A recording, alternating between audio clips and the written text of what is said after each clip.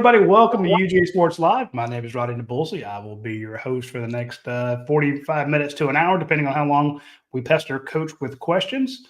Coach, in that instance, is Coach Jim Donnan, the Hall of Famer himself. The only reason everybody's tuning in on a Tuesday at 12:15. We appreciate all of you letting us push back the show a little bit. We had some late meetings and other things going on. But it's game week, guys. We're ready for it. Dayne Young is going to control the board. He's going to put your questions into the on the screen. If you have them, drop them into the chat. We have a few questions from UGAsports.com as well. We will get to those right off the bat. But I get to ask the first question of Coach Jim Donnan. And, Coach, I kind of want to get your thoughts on playing Marshall this weekend. 60-something new players, former coach that you're very familiar with. I just want to kind of get your thoughts on opening week for the Georgia Bulldogs, the 2025 season. What can we expect? Can you give me some tickets? It's unbelievable how many people think I'm the ticket master of the UGA football. I mean, I've tried to help as much as I can, but you always try to help your ex-players and people like that. But the one thing that George has been really good to me about is letting me have access over there. But boy, when I got out of here, they cut my ass off on the tickets. I got no tickets. So, but I can occasionally get a friend to help me, but I'm not griping about it. But, really, I told somebody yesterday, one of the songs we used to play in our playlist in the locker room at Marshall and Georgia was the Pointer Sisters.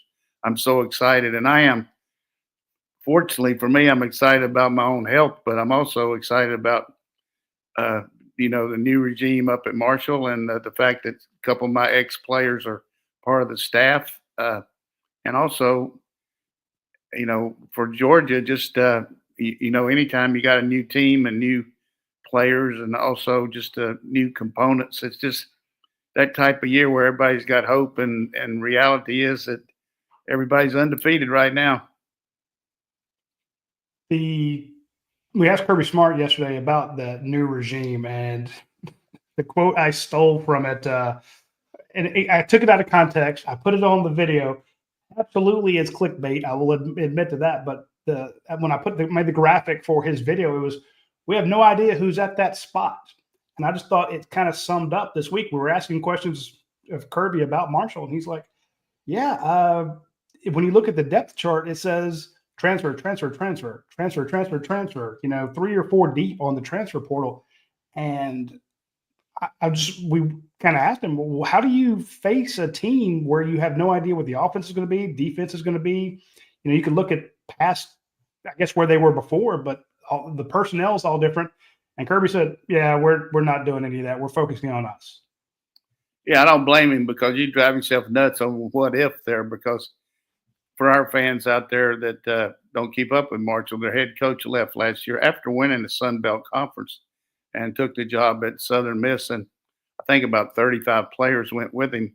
And so the one good thing about the portal is you can rebuild your team very quickly. A good example of that is Fran Brown up at Syracuse. Just the influx of guys that he had last year. For instance, the quarterback McCord, Jackson Meeks, one of our players, goes up there and wears it out. And, it's just the point that you can have a chance, but you got to mold these guys together. And subsequently, Tony, who's the new coach, has brought in 54 transfers or 58 transfers and like 18 freshmen. So, I mean, it all adds up to just a new roster. But you just don't know how they're going to blend together, but you can work on what you think they might run defensively. Gibson was a D coordinator at NC State, and also offensively, their offensive coach has a background with Rich Rod, who ran the his spread offense at Jacksonville State, and now the head coach at West Virginia.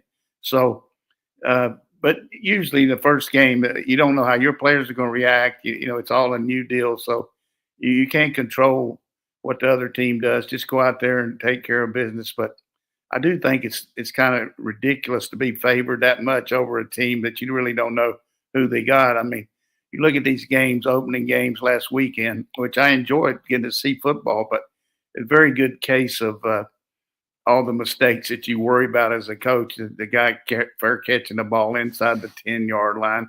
And then at the end of the first half, Iowa State's leading in the game, and they got a punt returner back there with like 10 seconds to go in the half. Just let the ball roll. But not only did he not let it roll, he fair caught the ball on the 2-yard line. So, I mean, I'm sure the coach had a cardiac over there in Ireland watching that. But the one good thing about those 0-week games is, for me as a coach, if I were a coach, all the things that you can point out that happened to teams last week, you can show your teams that cost them the ball game. Inability to make fourth down conversions, stopping people on third down, serious mistakes in the kicking game. What do you do if it's raining? Get the wet ball drill going. That was a big deal in that game. You kind of make both teams more equal. And then just overall, what do you do if you have a lightning delay? We had the Mercer game where they ended up calling it off because they couldn't finish it. So hopefully we won't have that. We'll go back to what was it, the Hawaii game, the celebration after a sack. Yeah. That cost them the game. It's a bad call, too. I think you got to let the guy – let him play a little bit. But, I go back to the guy against Colorado when they called him in the end zone for a celebration. This is ridiculous when we lost to him out there when Coach Rick was here, wide receiver. You can't – that kind of stuff to me, back then you had to enforce it as a coach. But let them have a little fun. I think it's great. Coach, is it easier to – coach a team? Obviously, you want to coach a team with the more talent, but Georgia's situation, first home game, all the distractions of being home, they're expected based on the spread to beat Marshall soundly. Or is it harder to coach a Marshall team where you're the underdog, you're on the road, but you really don't have anything to lose? So you can try some things in that first game that maybe Georgia is a little more hesitant to do, right? Well, he's in it for the long run, and he knows that it's going to be – he's greatly outmanned by Georgia, and you just got to get your players ready to go for the season. But, you build your team on the expectancy level. All you want them to do is try to play their best, like the guy from – that we in opener last year. They were so happy to get the score at the end of the game that he thought that was great. The guy from Tennessee, was it Tennessee Tech, I think, or I'm not sure. Yeah. But I think – what I always tried to do when we were at Marshall, we weren't 1A at that point. We were trying to go there, but we just talked to our team, and we never beat any of those 1A teams. We came close against NC State and a couple of times, but it's just they don't really expect you to play very good against them, and we just got to go in there and take care of business and maybe shock them a little bit and get them to panic, thinking, what are we doing losing to a 1AA school? But the one thing that Kirby is really a brilliant preparation guy, leaves zero to chance. For instance, and Radi's brought this up a couple times, the first home game will be for a lot of these guys their first time in the stadium and the first time, going through the protocol of what a weekend would be in a home game. But rather than take it by chance, he goes through a dress rehearsal last weekend. Most of the people on the travel squad, now some of them, they can't take all of them because there's a lot of them get to dress that don't even get to play, but that's a real thrill for some of these walk-ons. They take them to the hotel on last Friday night, then take them to a movie, explain to them what we're trying to get out of the movie, what the buses are like, how you need to keep your noise level down and be part of the deal, and then prepare like you're getting ready to play a game. Then the next day, practice the pregame meal, what we're going through, what we're going to do on the walkthrough before the actual game itself, and then work on going down through the stadium and then going through the dog walk, what it's going to be like, what we expect from you to interact with the fans. So they've had all that out of the way, but the real deal will be Saturday when their blood's pumping. Radi, the difference with this kind of game this year compared to a decade ago, it's also potentially an audition. Because if you're one of these Marshall guys, especially if you're one of the ones that's already transferred there, the ability to have Georgia on your game tape, if you show out against the team, that may dictate the rest of your college time. Maybe you go somewhere else again. Do you remember when UMass came in here with Andy Isabella? And we all looked at that guy as a wide receiver and thought, he's going to play in the NFL. Well, had that been now, he's probably playing for an SEC or Big Ten school next year.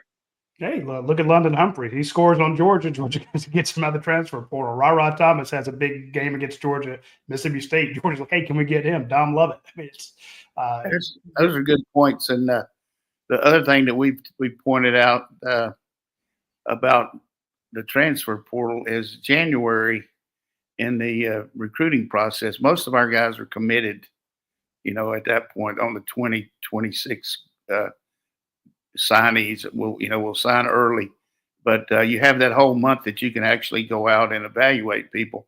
And Kirby sends our coaches to other players in your position, just so you'll know a little bit more about them, get to know them in case it becomes a situation where they want to transfer. You built up some kind of rapport with them, and you know what kind of kid he is, beside the fact what he looks like as a player. So you're always thinking ahead. But yeah, I think the way this transfer portal, and I'm watching today in the waiver wire where these kids are getting cut or staying, and we've had a great amount of kids making the squad. But what we have now is like an NFL situation where you have the free agency, and that's why some of these teams have really got a lot of hope in the NFL. They've had the draft, they've had some free agents signed, and they're getting ready for next week. But we'll see how we talk about things that we never used to discuss when we're talking portal and NIL and all that. But it all gets back to the makeup of your team, how they're going to react, and just a little bitty thing about sideline control. It's important that a kid realize that he's just not down there to stand up and on a bench and wave a towel. Nothing chaps my ass and see a kid on the team doing that. He's not a cheerleader. I mean, hey, watch the game. I mean, your job is to be part of the team and help your other guys help out. And it's a real privilege for you to dress out, and that's kind of a reward for practicing so hard. I remember walking behind because when you go from one side of the field to the other as a photographer, you walk behind the bench. And I was walking behind it, and there was a player a few years ago who I was very good friends with. I'd covered him since he was a ninth grader. He was injured. He was, had one of those walking boots on, and he turns to me and starts mugging for the camera. And I lift my camera. Bryant Gant plows into it. None of that. Shut that down. We're not doing photos on the sideline during the game. It's just so you're right. There is a decorum expected on the sideline that Kirby Smart, like you said, when they do their dress rehearsal, and we've reported this in the past. Hey, we know there's not a scrimmage this Saturday, but Georgia is doing its dress rehearsal, like you mentioned, Coach. Part of it is exactly what is the sideline demeanor. Yes, you can put the spike pads on them when they get a turnover on defense or something, but yeah, you want to have fun and enjoy the celebrations. That's good. But, coaches don't have time to monitor guys on the sideline. They're so focused on their position group and the game itself. And you got some extra people down there working on that. But just the work together on getting the special teams ready. You see a lot of flurry there on second down. They'll get the punt return team ready or the punt team. And the reason is sometimes you get some injuries during the course of a game, and you expect the guy to be just going out there, and he's been injured. So who's the next gunner, or who's the next searchlighter, or who's the next protector? And all that's all part of the deal. But these guys are highly organized and super ready for the game. That's one thing you see with Kirby. Is our team always looks like they know where they're supposed to be and what they're supposed to do. And that's just not by chance. It's tremendous organization. Now, the guys who are lined up in the right spot, the intelligentsia, if you will, the people who make predictions and, the media pundits. I've seen one guy say Georgia's going 9-3 this year, and see another guy saying Georgia will be favored in every game they play. BetMGM says Georgia's going to be a 39.5-point favorite to win this weekend, which seems like a ton of points to me. Nothing against Mike Bowe. I'm not crapping on him. It's just Kirby does not like to beat teams by 40 points. He doesn't like to put it on them. I can see him, but at the same I was, time, I was about to say, I think he likes beating teams by 40 points, but I get what you're saying. He's not going to run the score. He doesn't run the score up. He'll put his He second and third He in. doesn't, and you get Austin P. You could get a running clock, but I think from my perspective, coaches don't get too involved with what the lines are. I do know that when I was coaching at OU, though, Coach Switzer, 9 o'clock on Sunday night is when the Caesar line would come out, and at 9:01 I would get a call. Damn, these guys must be pretty good. We're not favored, but 17. That's the first time. Crazy. He wouldn't really study a lot of tape on Sunday and Monday, but he looked at that early line and made him feel pretty good sometime. But that's a good story on him. But it really is. A coach doesn't get too caught up in what the lines are for sure. But and the hardest part, we talk about that for the fans that haven't listened to us before, is you want to get your second and third team guys some reps, but you can't plan it out and say, okay, the second team's going in this series or we're doing this, because there's always things that happen. A guy might drop a punt or he might get a punt block, whatever it might be. And it's not a runaway like everybody thinks. And I would say this, I just expect the first half to be kind of intriguing because of the unknown about Marshall's scheme. Not so much their players, but they might come out, hey, what would we do if they came out in a wishbone? I mean, they're probably not, but I'm just saying, or all of a sudden we're expecting a regular Mint defense, a regular Alabama look or something like that, and then they come out and something totally different. So, but if you're Marshall, and you made a good point, Roddy, you're going to sell the ranch, man. I mean, what do you got to lose? I mean, you're going. And we've talked about that. We played Sanford that year where they brought so much heat all the time and took chances, and then they caught the ball on the snap and threw it.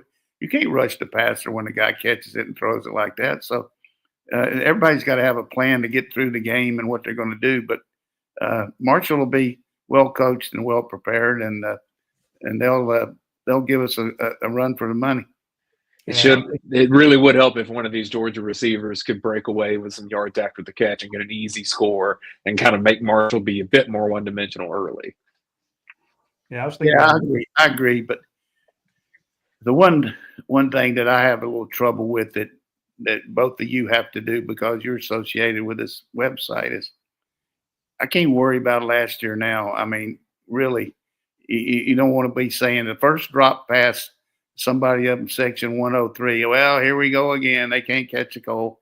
I mean, we're going to drop some passes. We're going to slip down and not cover everybody. But comparisons to me are the only comparison is what hurt you last year, and you're working on it.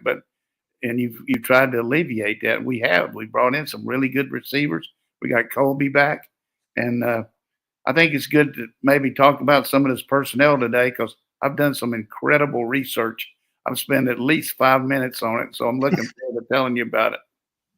All right, before we get into Coach's research here, I want to bring up our two sponsors of this show real quick. I want to mention Athens Ford first because they're our longest sponsor. They're also going to be sponsoring our watch-along show. So if you want to watch the Marshall game with Coach Donnan giving you insights, and we also have a couple sponsorships open there, but Athens Ford is sponsoring the watch-along yet again. Swing by there when you're in town. If you're coming into town, it's the 3:30 game. You can go by Athens Ford before that. If you're spending the night, you can go by later in the week or earlier in the week. Swing by Athens Ford, check them out, and get the fantastic deals they have because on all of their used vehicles and most of their pre-owned vehicles, you can get the lifetime powertrain warranty. I haven't discussed that in a while, but I want to mention it at Athens Ford. Not every Ford dealership has that. This is a special deal at Athens Ford. Get a lifetime powertrain warranty. I got it on my Ford Explorer when I bought it years and years ago. And I can tell you if I've ever had an issue, I call them up, hey, is this on warranty? Yeah, Roddy, it is. Great. I bring it to them. They knock it out for me. So if you have a chance to support somebody who supports the Bulldogs, don't go to a Hyundai dealership, a Toyota dealership, something like that. Go by Athens Ford, and they will take great care of you. Also, one of our other sponsors who's been with us a long time is myperfectfranchise.net. When they came to me and said, hey, we want to advertise this, I'm like, what is it? And it's Andy Ludecky saying, look, I basically run a service where I put people, take them out of their jobs and help them get a franchise. And I'm like, oh, so like a, KFC, Crystals, he goes, no. Those as well, but I've got thousands of different, I've got home repair, I've got tree services, I got a million different things.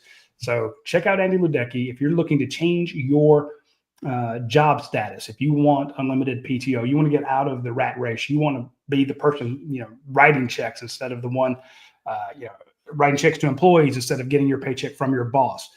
Be that guy, and the way to do it is through Andy Ludecky at myperfectfranchise.net. Check him out. All right, Coach. You said you're excited. Georgia's a heavy favorite. There's a lot of questions. I keep getting asked about the offensive line, defensive line, quarterback. Everybody wants to know about Gunnar Stockton. There's not a lot of questions about the wide receivers, but, edge is a huge question mark for me. Who the other safety is going to be. We'll be watching this game against Marshall eyes wide open, and we are going to, like you say, we are going to over-exaggerate everything that happens because we have so little data. So in your 5 minutes of research, what can you tell us? Well, first of all, the biggest thing is we've had some freshmen impact the offensive line.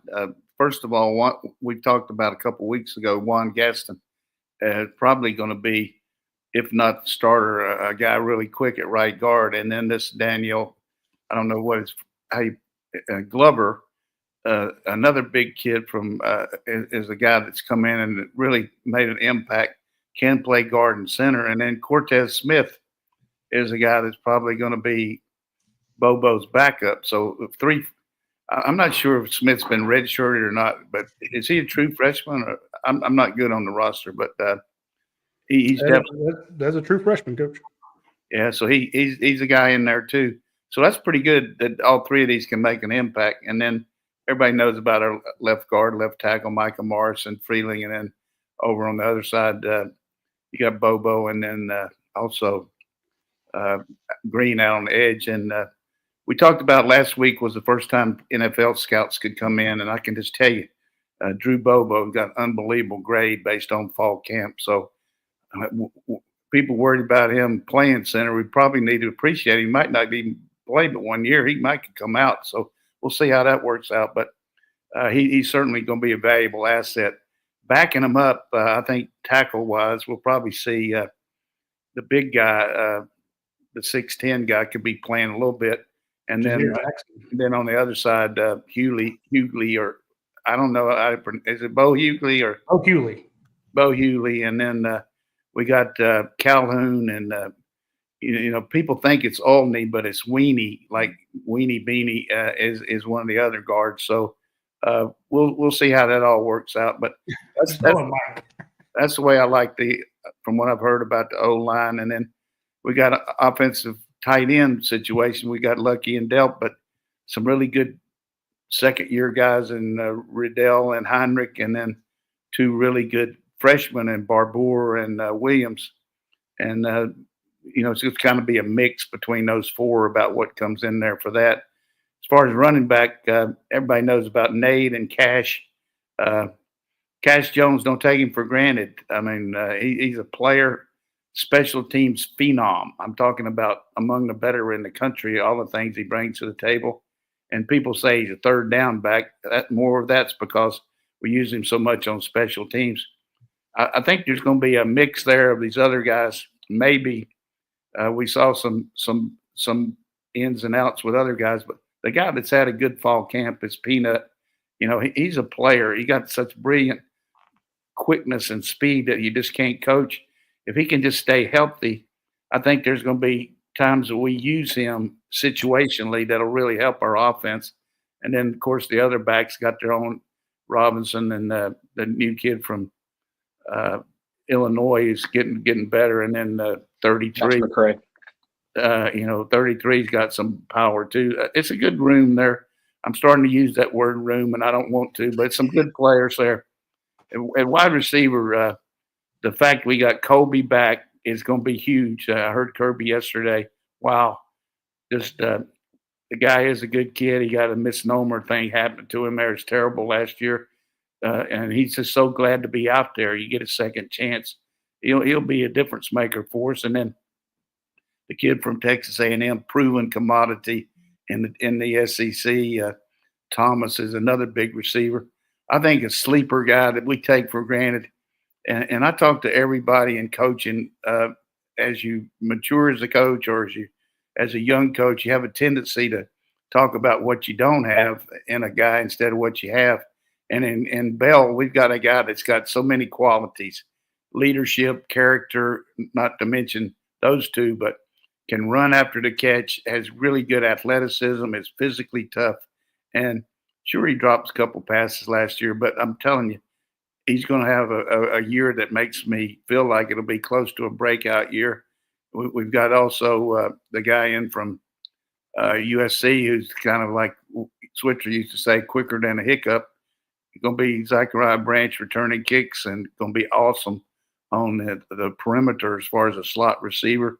And then you mentioned Humphreys and some of these freshmen, Taylor, and also the guy from C.J. Wiley. C.J. Wiley will help us too. And I'm sure I'm missing some. I don't have any notes, but my memory's not like it needs to be. But you're better than I did. There's got to be somebody else there at receiver that you might mention. But that kind of takes care of the O-line, the offense, except at quarterback.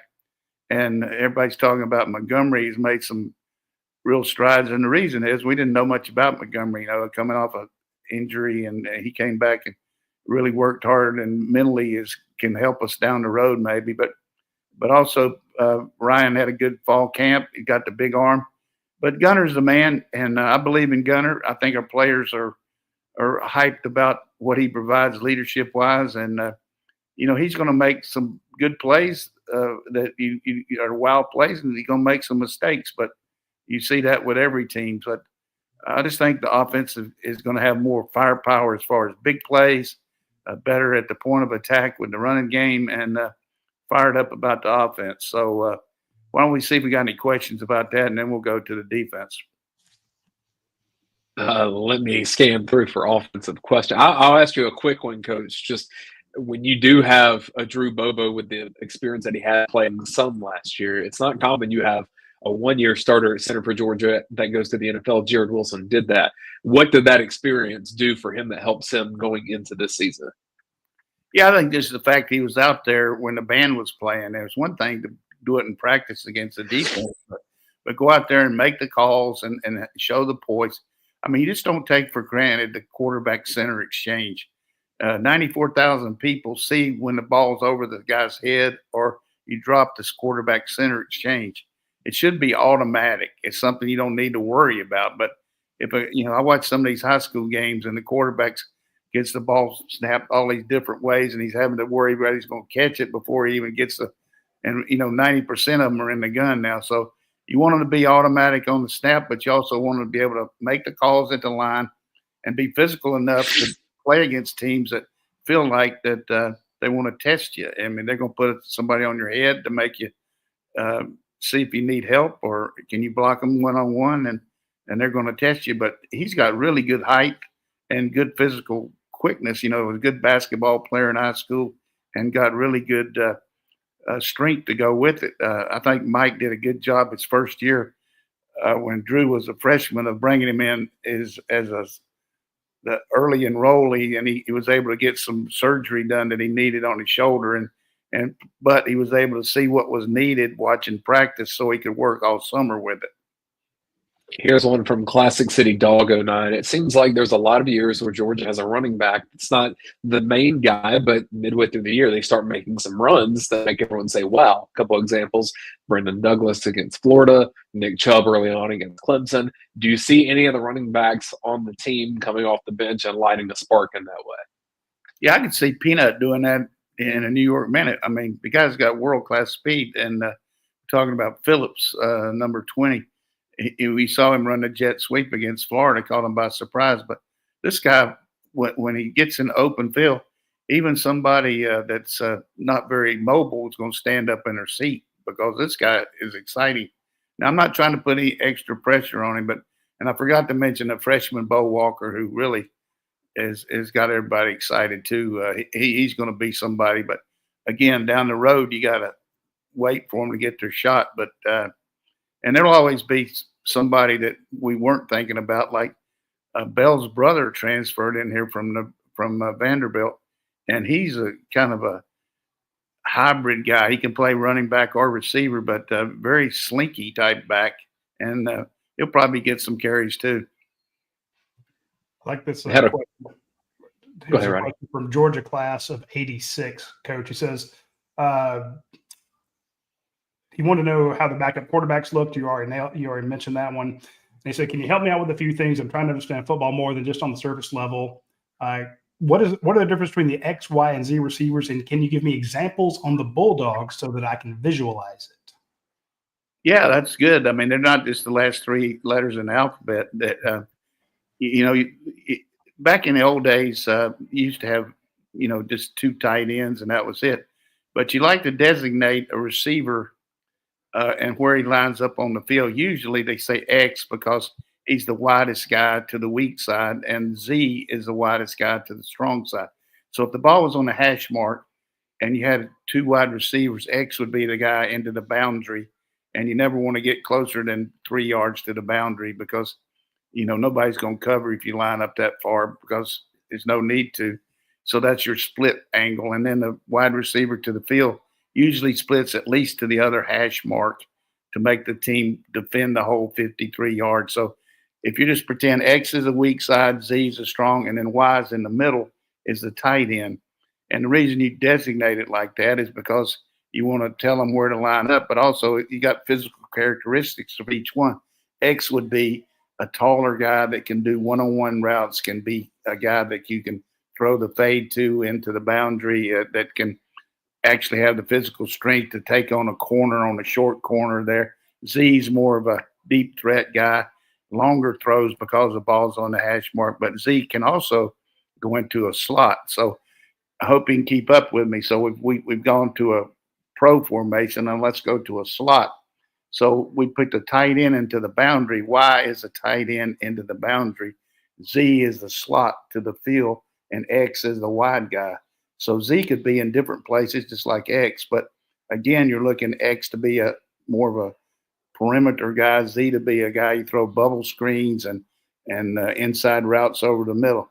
So the next thing you do is connotation-wise is go to groupings where you take out one player and put in another. So let's take a running back out and put another receiver in. So now we have 4 receivers instead of 3.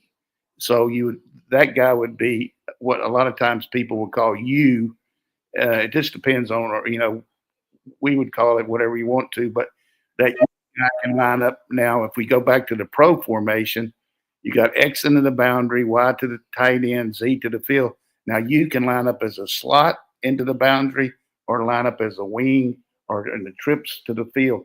So everybody needs to know where you are in the formation and what you're called. Then you can substitute 2 tight ends and take a back out. So they call that 12 personnel, and that tight end could line up where the U did. So you could have an X into the boundary, 2 tight ends, and a Z, or you could have 2 tight ends beside each other, or you could put that tight end in motion. We could go on all night about that, but I hope that explains it to him. I had a quick follow-up on the backup quarterback because the scout team beat to this. There's a question in the YouTube chat about Hezekiah Millender. Between him and Montgomery, what are their roles as potential scout team quarterbacks to help Georgia's defense know what it has coming up over the next month? Yeah, that's a good question because you want to present a good scout team look to your defense because you want to emulate what that quarterback's doing that you're facing that week. And if he's got a similar skill set to what that guy's going to do, they're going to get those reps seeing the guy run around or throw or whatever it might be. I know when I was on the scout team, one week I was Joe Namath, and I got the dog beat out of me. I finally told Coach, I said, look, I'm not Joe Namath. They don't need to keep hitting me like this, but that's as close I ever came to being Joe Namath. But the idea is that the Montgomery probably be used more in the throwing type, more drop back stuff. And then Hezekiah can be a more mobile guy against a team that is a dual threat guy like Lagway or something like that. And then sometimes Kirby will even put a wide receiver back there at quarterback and let him go back and jump around, and you try to rush him and all, just so you can get the rush lanes. But scout team is really huge on getting your presentation every week. Coulter Ginn, another quarterback in that mix as well. I didn't want to leave him out. Well, I tell you, that guy right there, I mean, somebody needs to pick him up. Every time I've seen him, I mean, very accurate, very smart from Savannah and down that way. I'm not Savannah, it's somewhere close, but that guy, spring practice when I was out there, I was impressed with him. He got my attention. If I was some other school, I'd be picking that guy up quick. All right, we're ready for more questions from UGAsports.com, or did you want to go to defense, Coach? What's your preference? Yeah, I think we need to go to a break so I can breathe. But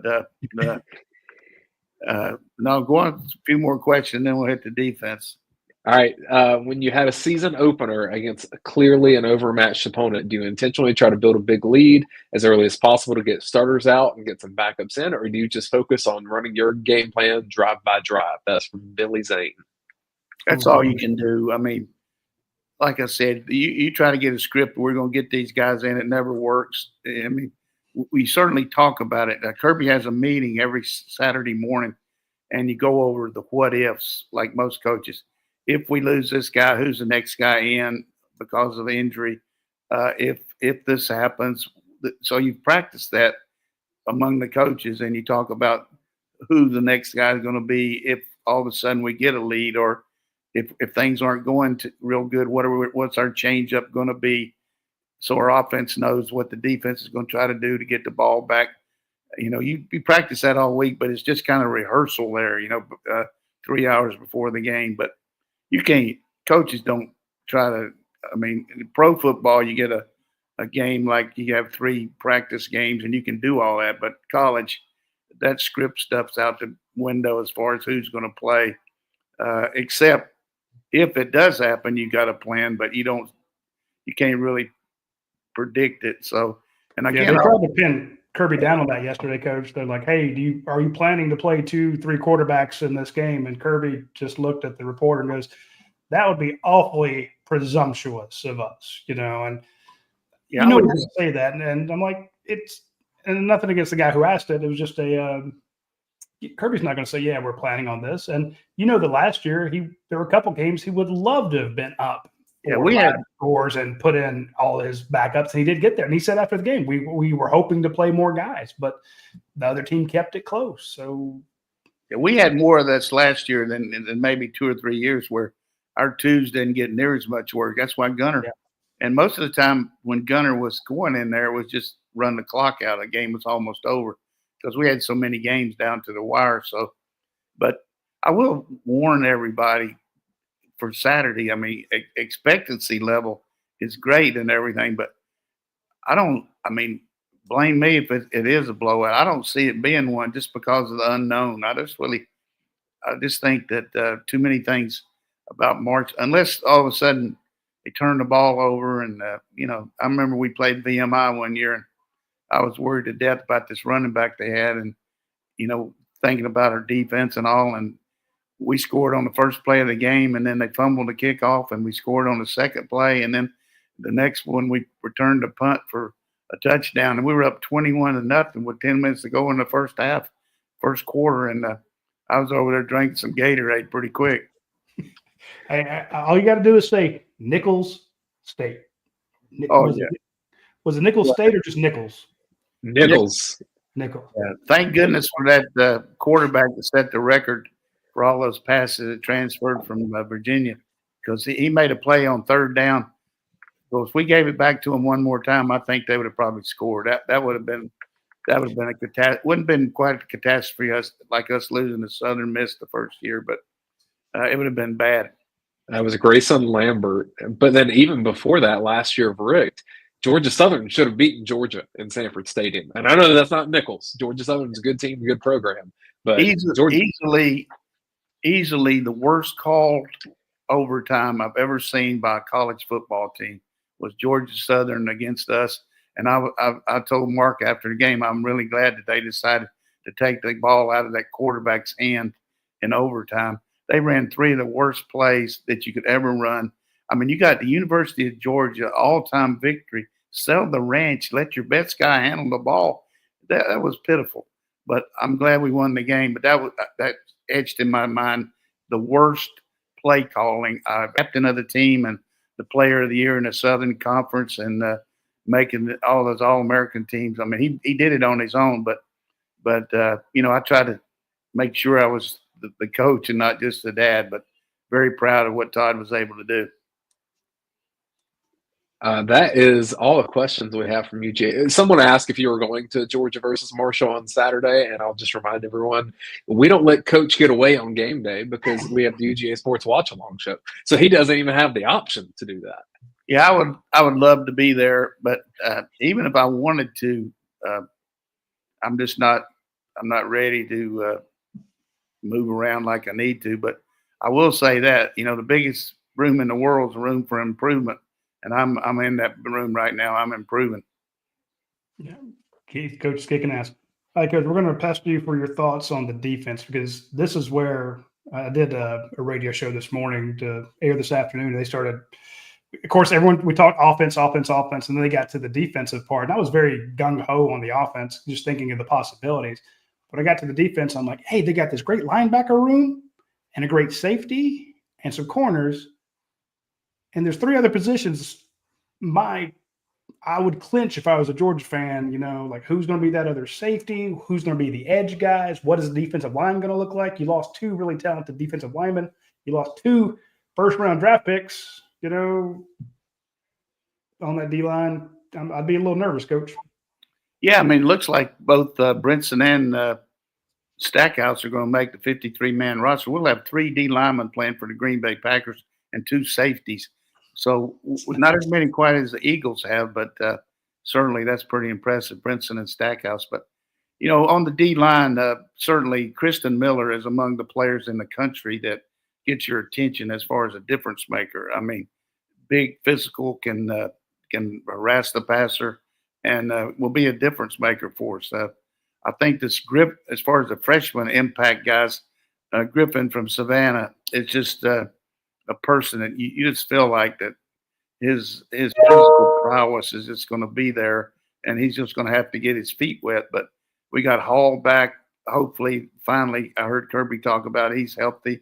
And then you got McLeod. I can't go through all those guys real quick, but D-line's going to be there. Trey Scott's among the better coaches at his point in his career that I've been around. D-lineman, a great tactician, a great motivator and recruiter. But he really demands a lot out of those kids' technique because, everybody can be big and physical and all, but you got all these people running at you and blocking schemes and all, but extremely well coached D-line. Outside situation, you got to feel like, Harris is going to help us. And then we got that one kid from New Jersey, Inawanda. What's his name?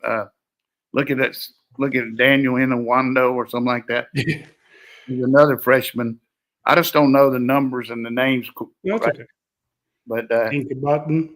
Yeah, whatever it is, he's probably looking up. I got the production guy in front of me, so he's kind of surprised us a little bit. And then, of course, Hanny, the kid from Germany, has done a good job. But I can't really remember everybody offhand. But then, of course, the linebackers, we know about the Wilson and what CJ can do, but also Young and not Kobe, but Cole and Williams are really fantastic. And then the other freshman that's come in here, I've heard a lot of good things about him. Corner, I feel really good about Everett. He's definitely a big time player. And then Robinson's going to keep coming on. He and Harris are going to work at it all year. We'll see how much they alternate, but DeMello Jones has done some good things. He's a good athlete, and he's getting good coaching there from Williams, the cornerback coach. Safety-wise, certainly KJ. So if you talk about Kristen Miller and those 2 linebackers and Bolden, those are 4 players play for anybody in the country, top-ranked defense. So you add the other people to it, and you got to feel like Ja'Cory Thomas and this Maddox kid from UAB are going to be the two safeties, and then Aguero really looks like he's coming on as a star. Kicking game, to me, would be something we could end up the show with. It's kind of up in the air on Thorson because everybody knows he tore his ACL, so I think they'll probably hold him out. I don't know that, but he's really a fantastic punter. And then, of course, Woodring, money in the bank kicking, and it's been great kicking off. Look for Zachariah to be the kick return guy, but we'll see how that works. He had some really good kicks against returns at USC, but pretty good roster. That's about all I can get off my memory right now. That's pretty good. I want to touch on Darren Akinabon. That's it. Akinabon. And I'm looking at they do a phonetic thing here in the production, in the media guide. So if you want to know how to say Namandi Oboko, that's a tough one, I could just say, A&A, also, or whatever it is, also known as. I can't pronounce these games. I'm gonna do better of it by the watch along, but you got to remember.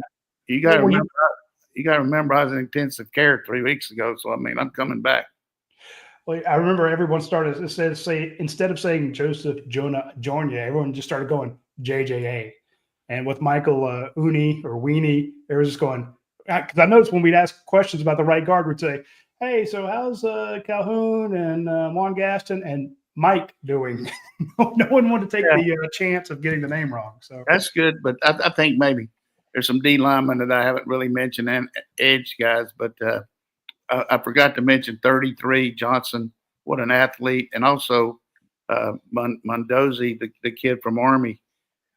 Just got to get some quality reps in our system and figure out how his role will be, but a really good athlete. So they got the athletes to fill the roles. And I think when you go into the stadium on Saturday, you'll just see an abundance of guys that just look good in their uniforms. Coach, I know you like getting breaking news during the show, so I will share with you that it has been announced that Taylor Swift and Travis Kelce are engaged to be married. Is that right? Yeah. I know you were wondering. I know you were waiting. I wonder what kind of prenup that's going to be. That'll make a lot of people happy, but a lot of people, I would have thought by now they're either going to make it or break it. So that's good for them. But probably wait till the season's over if I was Travis. Well, there goes her There career. is your entertainment analysis from Coach Donnan, and Roddy may fire me at this point. No, hey, if she wants to throw her career away, that's fine. I'm not the one that went to Toronto to watch her. I didn't go to watch her. My wife watched her, and I walked around Toronto. Let's be clear. You did a good job on that.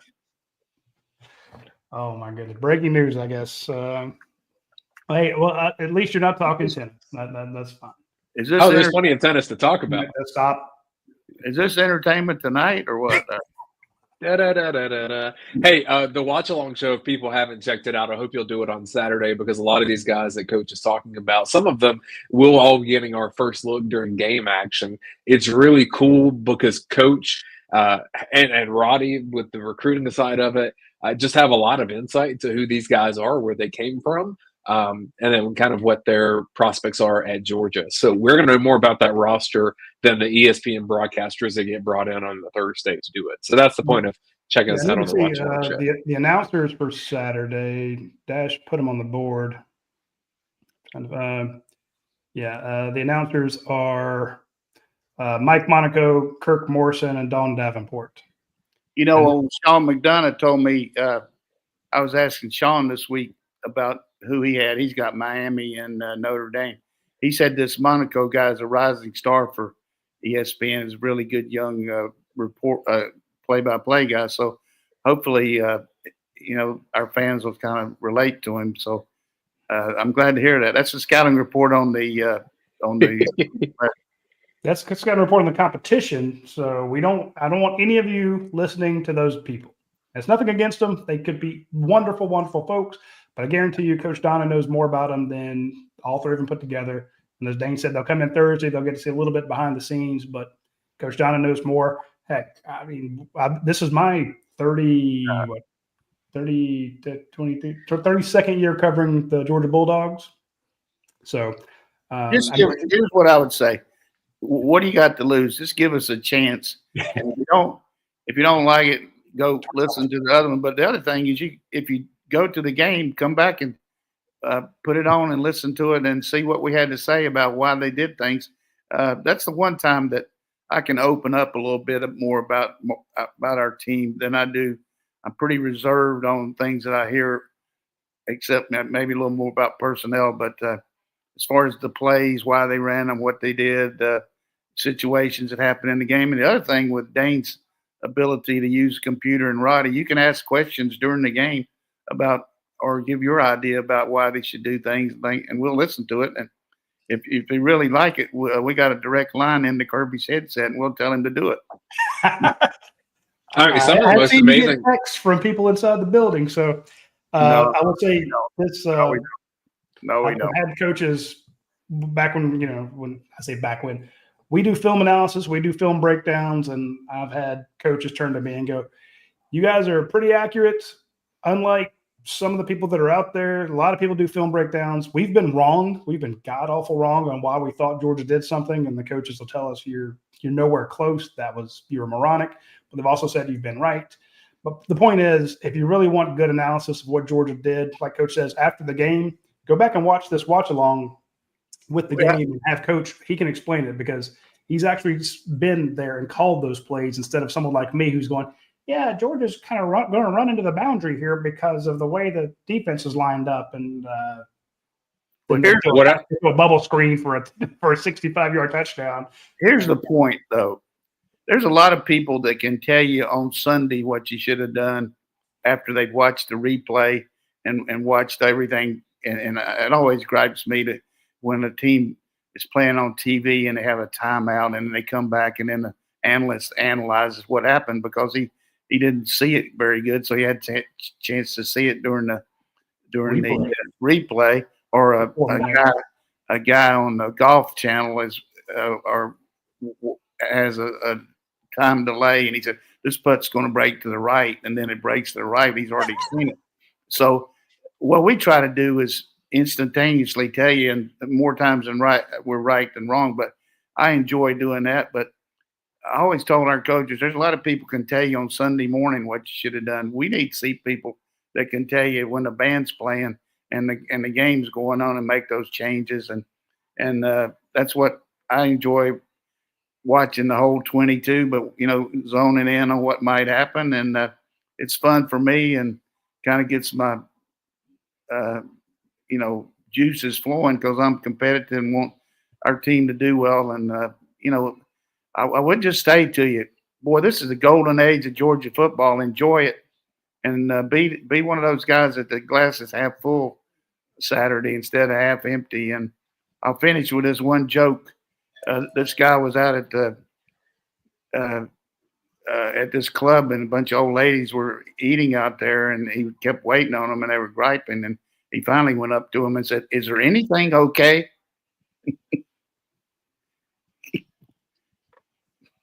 You guys haven't slept by me. Well, I mean, everything he did was wrong. So we asked him if there was anything that he did. Does anything work out? Yeah, I mean, I got to be. That didn't work, but I got somebody at my door here. I got to go answer. All right, Coach. We'll let Coach go, and we will wrap the show with this. Tune in Saturday, 3:25. We'll probably start then on the Georgia Watch Along show with Coach Donnan. We still have 2 spots open for sponsorships if you want to join us. And again, it's the only thing that I will apologize for ahead of time is one of our sponsors is a beer company, and I have to drink beers during the show just to show how much we like it. So, well, the fun part about that, Coach is so good with the X's and O's. When an injury or two happens, we've had this, Roddy, where I see you getting on your phone and you start texting with people, and I know you're a little bit buzzed while doing this because of the show, but then we still break the news. UGASports breaks the injury news on air, which I think is great. I was drunk when we did the Carson Beck news, so I ain't going to admit it. You weren't the only one. We have for this week's show. The whole fan base. Yeah, we will see you next week. Take care.